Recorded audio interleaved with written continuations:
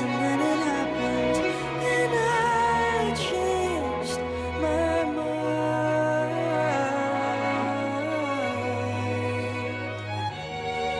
Guess I'm Awesome. Okay, so thank you very much for coming on to Evening Coffee. Because the show is Evening Coffee, I first want to ask you the question, what is your go-to coffee order? Oh man, I'm actually one of those weird people who like never started drinking coffee.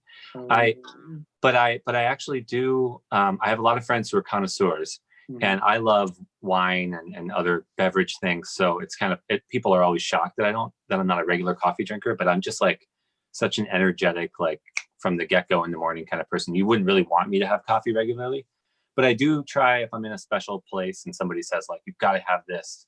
I will often try maybe a cortado or something like that. And my favorite place I've ever had coffee from is in Oslo.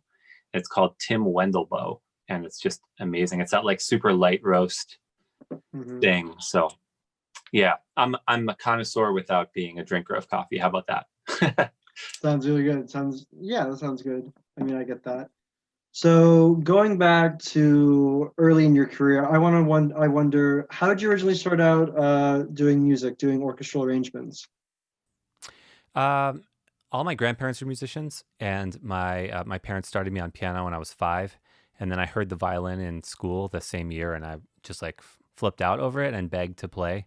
So I grew up studying classical music, and but always listening to rock music on the radio and CDs that I would buy and things like that. And so I think I was always kind of interested in both sides of the aisle, so to speak.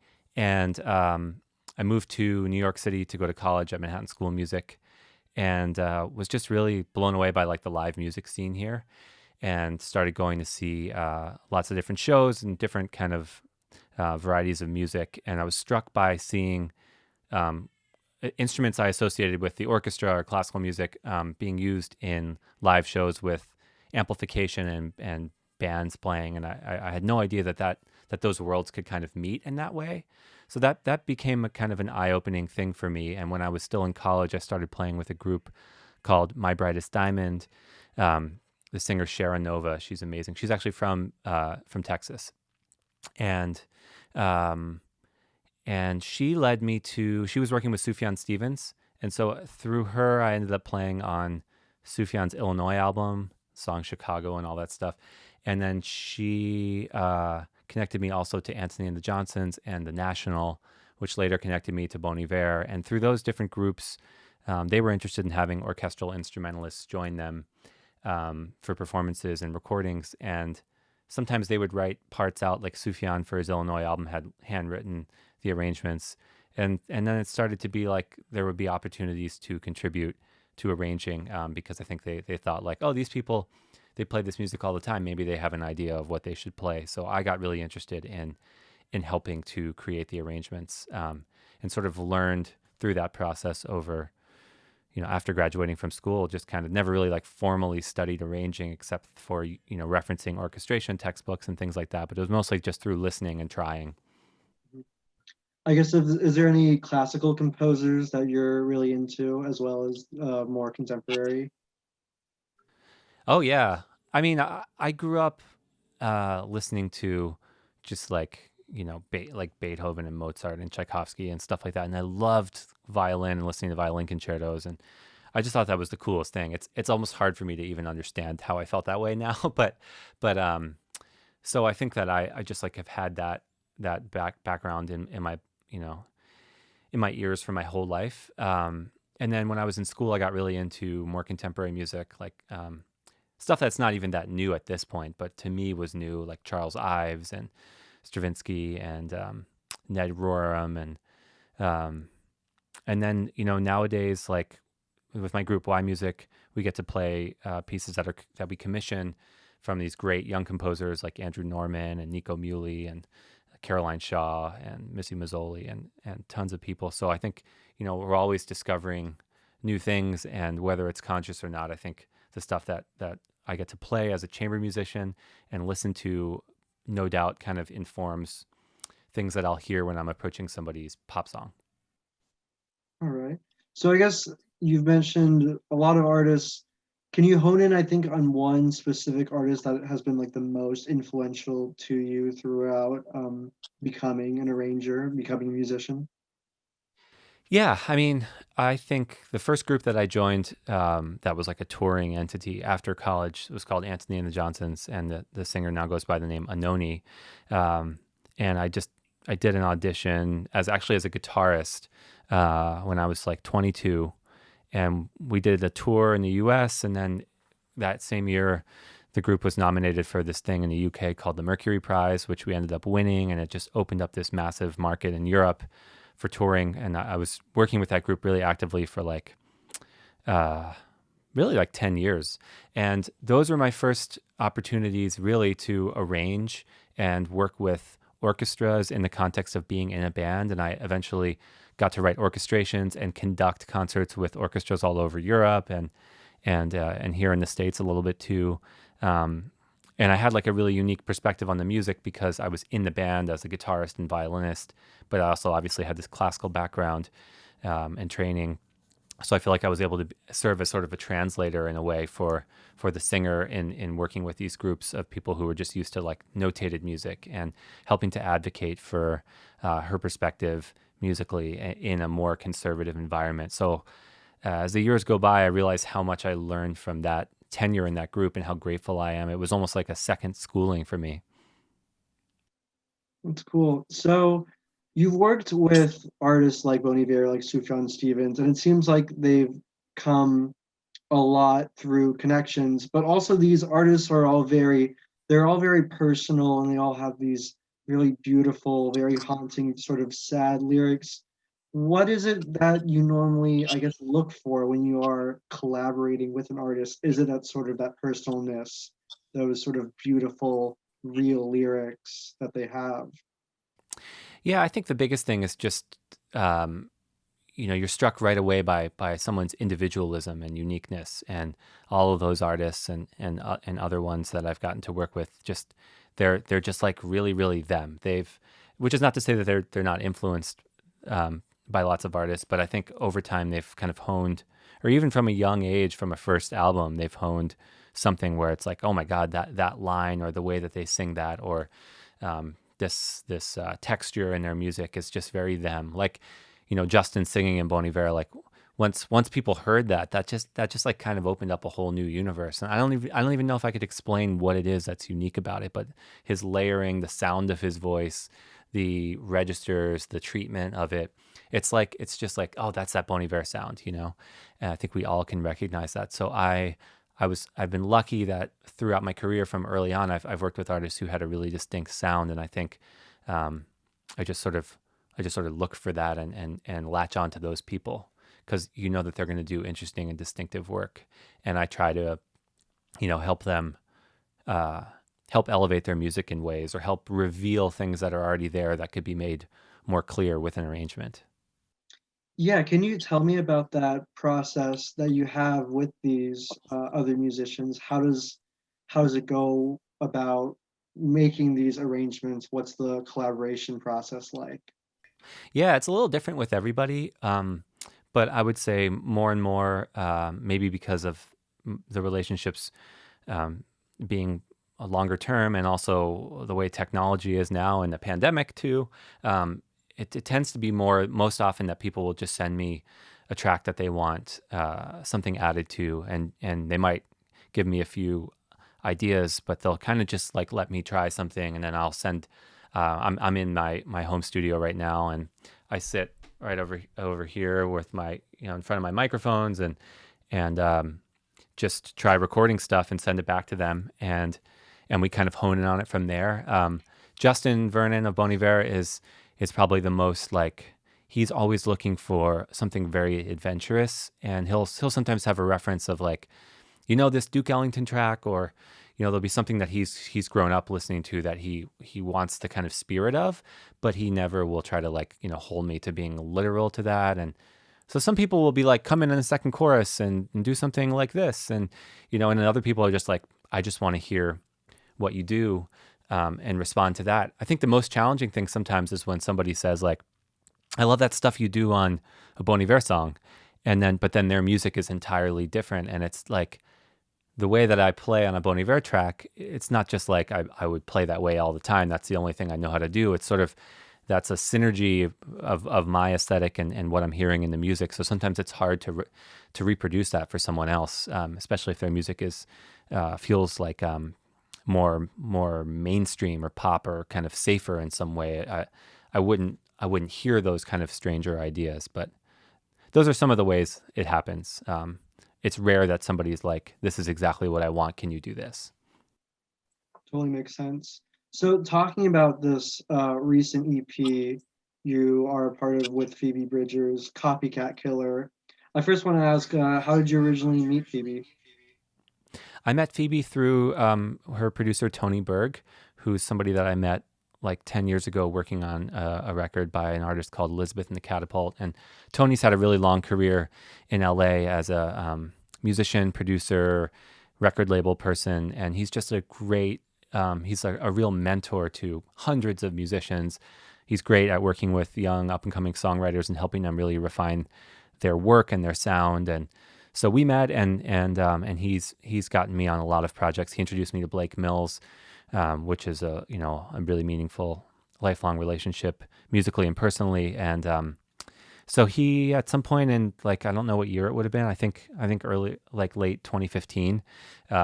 He just told me that he was working on a record with a young artist, Phoebe Bridgers, and he wanted to know if I could do strings for it. And I live in New York City, and he's based in LA, and so is Phoebe. So I flew out there to work on it, and that's when we first met in the studio. I had no idea how young she was. I had just heard her music and thought it was really good, and it was like, I think after we finished recording her album that I was like, oh, you're 21 or whatever she was at the time, because she was just such a mature writer and person, and just had like a very calm but confident presence, and I was just really struck by that. I would have, and I felt like that was, I loved working on her music, and the way, I'm getting ahead of myself, I'm sure, but just the way that people responded to her music and the little role I played in it, it sort of felt like this was a significant artist with whom to be affiliated. So I'm really psyched that I got to meet her. So how did this specific collaboration come about? She's done live sort of manipulations of her songs before, but never a real studio re-recording like this. So I wonder, how did this all come to be? Yeah, well, if I understand correctly, the store, Rough Trade, the vinyl store in the UK, and there's some in the US too, I think, they every year choose their favorite 10 releases of the year or something like that. And then they ask the artists who are chosen for those spots to either give them like unreleased tracks or demos or new versions or something to kind of, I don't really know. They just have this tradition of doing that, and then they'll help market the records. Or so there was like an opportunity / requirement to turn in something related to Punisher, which they said was their second favorite album of the year. So Phoebe called me up in July and was like, I guess the real backstory is that I've been working gradually on a project of string in voice recordings. That'll be something that'll be released under my name at some point. And so she's heard some things that I've done that are like where the tracks are just strings and voice. And she was like, hey, I've got this opportunity to do something. Do you think you could do that type of thing that you're doing for some songs from Punisher? And I have a 4-month-old son, and he was like 4 weeks old at the time. And they were like, we need this in a week. And I just, I had no idea how I could do it. But at the same moment that I realized that, I was like, I have to do this because I love that record. I love Phoebe's work. This is a really cool opportunity. So she just kind of put it to me like that and was like, just listen to the record and choose whatever songs you want, and then let me know how you want to create them. And so, like I said, I had about a week, and I just dove in, and I just worked overnight for 4 nights and did one song each night, sent it to her, and then later a couple days later she did her vocals, and that's the overview of how it happened, and I'm so happy that it exists and that I was able to be insane and say yes, because I'm just really proud of having made it and what it is. Mhm. This being one of the projects that was made during this present COVID-19 crisis, I'm probably asking a question every musician gets asked, but how was creating this arrangement for this project sort of different than it would be if we weren't in the middle of a grand crisis? I don't know. I'm not sure if it was different. I mean, I think maybe we would have, for the process of her doing her vocals or for the project being mixed and things like that, maybe in a perfect world we would have been in the same place. But so much of the work that I do is actually from wherever I am, and working with people. Like, people will write me from Finland and all over. I don't know why I thought of Finland, but all over the place, and I don't necessarily meet them and work with them in person. So in some sense, it was just like my normal process. But I think there was, I think the art of it was actually informed by the time, maybe more than the process. Like, I think just the way that we've all been living and what we've been experiencing through this, no doubt goes into what you make. And if you're working on Phoebe Bridgers songs, there's a tragic, beautiful, kind of almost dystopic thing that is in there that I think, if anything, I was just more capable of tapping into because of the backdrop of the world at the moment. Mhm. And so you may have already answered this, and I apologize if I'm re-asking this, but the four songs chosen for this EP are Punisher, Savior Complex, Chinese Satellite, and Kyoto. Can you talk about it all about why these specific songs were chosen? Yeah, well, Savior Complex is my favorite song of hers. I remember when I first heard it, leading up to working on it for her album Punisher, and I just thought, man, that is a great song. These lyrics are just from the opening line, the way she sings, the emotional affair, and it's over this very, like, folksy, kind of hopeful, but has that sort of major seven thing. And I just was really struck by that song, and I got to do strings on that one, and Chinese Satellite, and Punisher, not on Kyoto, actually. So those were ones that were kind of natural for me to revisit, I think, just because I had done something on the album, and like with Punisher, there was this idea I'd had for the chorus that's on the recording, but it's this rhythmic kind of flip thing that I did in one of the choruses, where the whole song is kind of in 3 or 6/8, however you want to hear it. And I just really felt this kind of 4 thing against it that I wanted to play with. So I thought this would be a fun opportunity to really take it there, because it's only me and her voice. So if that's what I do, that's what it's going to feel like. So that was kind of fun. And I wanted to do Kyoto because that was a real kind of rock song on the record. And I watched the New York Times Diary of a Song about that, and she talked about how it started off in her kind of typical, more like ballady way, and that they really transformed it in the process of recording. And I thought it would be interesting to sort of take it back to where it came from and almost make it like this elegy, like something that you would play at someone's funeral. I was kind of just thinking about, like, how would this song sound if Adele covered it, So, and Chinese Satellite was a fun challenge because it's so rhythmic, and I wanted to keep it that way, but I wanted to do it all on bowed string instruments. So I got really into kind of just doing ricochet type sounds. Oh, I guess, well, maybe by the time this interview comes out, all the music will be released, but like, nobody's heard what I'm talking about yet. But yeah, I think each song kind of felt like an opportunity to explore a different musical strategy in a way, and they were all songs that I loved. I wish that there was the opportunity to just do the whole damn record, because it's like, it would, when I was done, I was sort of like, I miss doing that work, because it was just a beautiful process, and like you had to really bare your soul, but I also had to work quickly, so I couldn't second guess myself, and it just was so fun working with that material. Mm-hmm. Well, Kyoto sounds amazing, the orchestral version you did, and I'm very sure the other songs are going to be good too. I want to talk a little bit about the performances you do. You've performed for, I was looking, most important sort of artists, I feel like, of mine and their respective generation, like Jay-Z and Sarah Bareilles and Taylor Swift. And so how do those sort of performances come to you?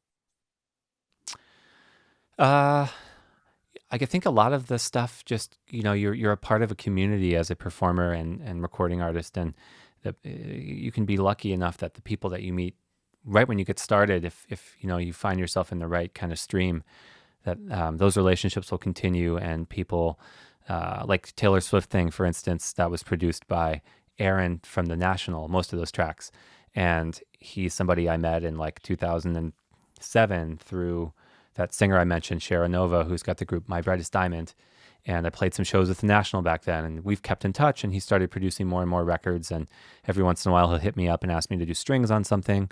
And then of course, like, he works with Justin a lot on the Big Red Machine project. And so that actually happened right before my son was born, and it had to sign an NDA and had no idea who the artist was, but he was just like, I've got this stuff and it's a really big artist. I can't tell you who it is, and I need you to do this like right away.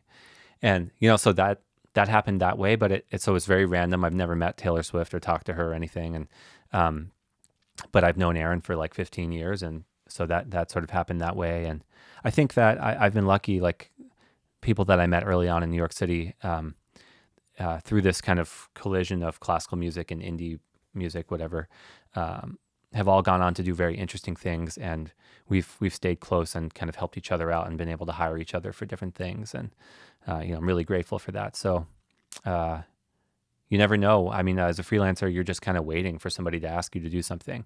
There are steps you can take to try to create work, and there's your own projects that you can focus on to try to keep growing as a musician and get people interested in what you're doing. But ultimately, like, you hope that people will hire you. So I've been lucky most of the time. Yeah.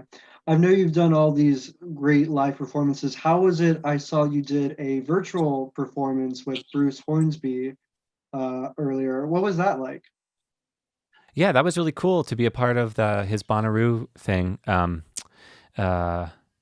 We didn't do it at the same time because he wanted to represent the string arrangement I had done for his song Rat King, and that had like 8 or more layers of strings in it. So he recorded his set and then sent it to me, and I, videoed myself and recorded myself, and then so it was like the closest thing we could do in terms of interacting with each other, but given the fact that I had to play multiple layers of strings. But yeah, that was really nice. He's been I feel so lucky to have met him 4 or 5 years ago. He was somebody whose music I heard a lot as a kid. My parents had his records, and I never would have thought I would cross paths with him. He's just like, that's a legendary guy. And through his relationship with Justin Vernon and through my group yMusic, we got to do some recordings with him, and that have led to me doing more. And he's just been so kind and encouraging, and talk about somebody who really wants you to just go for it and create something that you would even surprise yourself when you heard it. I think he's got just a very adventurous spirit, and it's been so nice getting to know him. I definitely want to ask you about yMusic and how that sort of came to be. Yeah, that's related to these other stories I've been telling about groups like the National and stuff. We actually formed through a meeting that happened at a bar after a National concert in 2008. We were a lot of us were kind of playing with these bands, being hired kind of haphazardly, and playing with groups that had been together for a really long time. And then all of a sudden you're playing with somebody that you don't know. And it just felt like what those groups were doing was really interesting, and we really admired it, and we wanted to create a group that could specialize in those types of collaborations. So CJ Camerari and I, he's a trumpet player in the group, we had a series of meetings to try to talk about, like, what would a group look like that could do this? And we ended up coming up with a strange instrumentation because it was based entirely on the personnel of who we wanted to be in the group, not really an instrumentation that we would have picked out of a hat. Like, we just wanted this person and that person to be in the group. So we ended up with 3 strings, flute, clarinet, and trumpet, which is sort of like a smashed mini orchestra. So it sort of worked out well. But we were just trying to choose instruments that weren't in bands and people that would be interested in the project. So we started off intending to be a collaborative unit, and then we started getting opportunities to play by ourselves and commission our own music. And we realized that we really liked the way the group sounded on its own too. So we've now made like we've released 4 albums of us playing chamber music, all written for the group. And we've recently, in the last year, started writing our own music. And that's what we're doing during the pandemic, because most of us are in different cities from each other at this point. And so we're writing music and recording music and just sending it around. And we meet every week on a Zoom and like listen through what we've done and talk about what's coming up. And it's helped us get through this time, because we can't be in the same place and we can't be performing live together right now. So at least we're able to keep the creative momentum going that way. And we're really excited about what we're coming up with, and releasing it on Patreon every month, a new track, and just trying to like kind of let people know what we're doing, and maybe it'll become our next album, or who knows. Gotcha. Yeah. So I guess one of the last questions I want to ask you is, I saw that you have a podcast, and I wanted to. Oh, I contribute to one. Yeah. What is the podcast you contribute to? It's called Punch Up the Jam. It's my friend Miel, who I've known for a long time, who's a comedian and a musician, and the gist of the show is that she and a guest will sort of take apart a well-known song.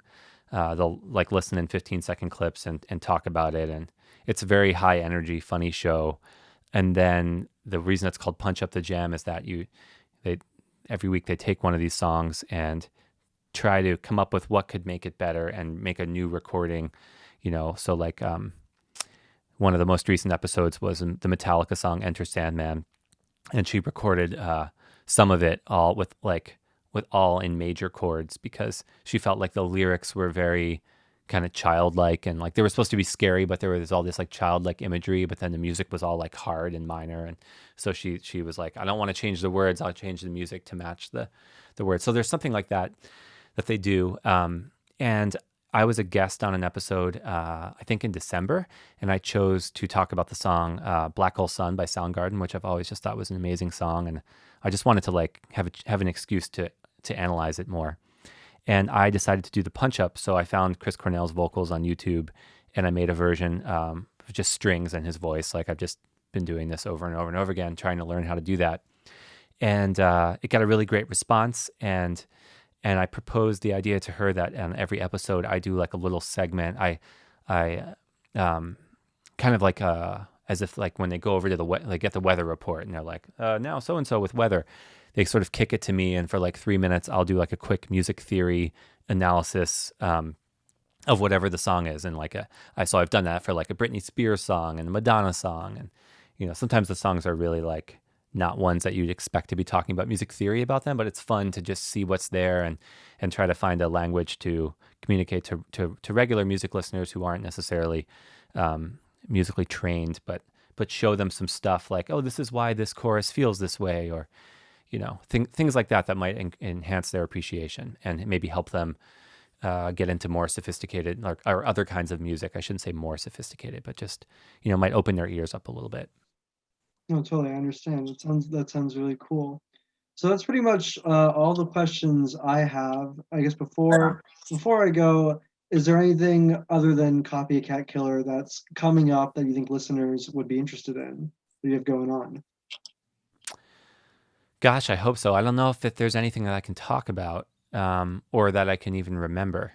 But like I said, my group yMusic we're releasing music every month through Patreon, and I think we actually just made one of our tracks a free track for anyone who just like visits our.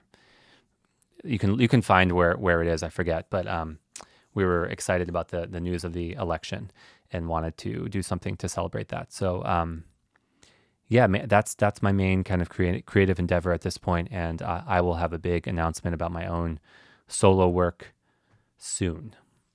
Awesome. Well, that sounds great. Thank you once again for coming on to Evening Coffee. It's been wonderful to have you on and for you to talk about Copycat Killer, yMusic, everything you've been a part of. It's been really interesting. And thank you once again. Yeah, hope to get back to Austin someday. Someday, hopefully, yeah.